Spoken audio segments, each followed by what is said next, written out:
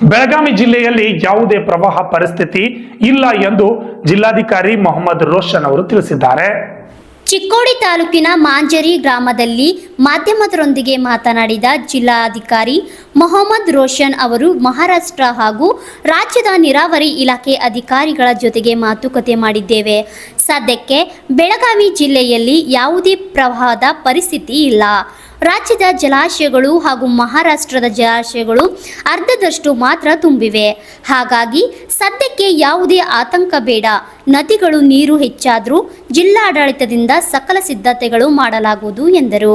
ಪ್ರಭಾ ನದಿ ಮತ್ತು ಹಿರಣ್ಯಕೇಶಿ ನೋಡ್ಕೊಂಡು ಬಂದಿದ್ದೀನಿ. ಅಲ್ಲಿನೂ ಯಾವುದೇ ತೊಂದರೆ ಇಲ್ಲ. ಸದ್ಯಕ್ಕೆ ಎಲ್ಲ ಇಡೀ ಜಿಲ್ಲೆಯಲ್ಲಿ ಹೋಗಿ ಬರೋಣ ಒಂದ್ಸತಿ.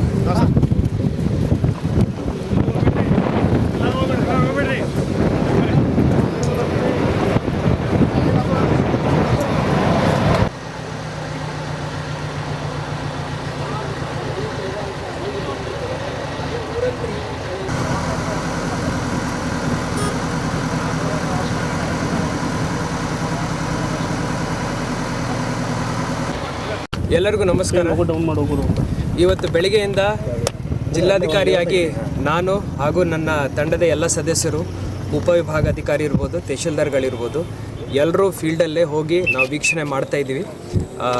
ಹಿಂದಿನ 3 ದಿನಗಳಿಂದ ಸ್ವಲ್ಪ ಮಳೆ ಹೆಚ್ಚಾಗೋ ಕಾರಣಗಳಿಂದ ಎಲ್ಲ ಕಡೆ ನೆರೆ ಹಾವಳಿ ಬರುವ ಸಂದರ್ಭಗಳು ಉದ್ಭವ ಆಗಬಹುದು ಅಂತ ಹೇಳಿ ನಾವು ಮುಂಚಿತವಾಗಿ ಎಲ್ಲ ಕ್ರಮಗಳನ್ನು ವಹಿಸ್ತಾ ಇದ್ದೀವಿ. ಈಗಾಗಲೇ 3 ನಾವು ಮೀಟಿಂಗ್ಸ್ ಮಾಡ್ಕೊಂಡಿದ್ದೀವಿ.